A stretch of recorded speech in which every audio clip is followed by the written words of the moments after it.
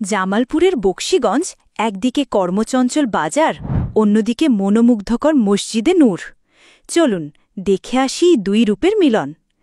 বকশীগঞ্জ বাজার হল এ অঞ্চলে প্রাণকেন্দ্র। বাজারের মাঝখানে দাঁড়িয়ে আছে এক অদ্ভুত সুন্দর বটগাছ। দূর থেকে দেখলে মনে হবে প্রকৃতির দান, বছরের পর বছর ধরে বড় হয়ে ওঠা বিশাল গাছ। কিন্তু আসলে এটি কোনো প্রাকৃতিক গাছ নয়, এটি এক নিখুঁত কৃত্রিম স্থাপনা। সকাল থেকে রাত পর্যন্ত এখানে লেগে থাকে মানুষের ভিড়। সবজি, মাছ, মশলা, প্রতিটি দোকান যেন রং আর জীবনের গল্প বলে। এখানকার হাসিখুশি বিক্রেতা আর দরদাম করা ক্রেতারা মিলে তৈরি করে এক অনন্য পরিবেশ। আর বাজার থেকে কয়েক কদম দূরে দাঁড়িয়ে আছে মসজিদে নূর, এক স্থাপত্যের মাস্টারপিস। ২০১৬ সালের মার্চে বাবুল চিশতি ব্যক্তিগত অর্থায়নের নির্মাণ শুরু হয়, আর ২০১৮ সালের মে মাসে প্রথম জুম্মার নামাজ অনুষ্ঠিত হয়।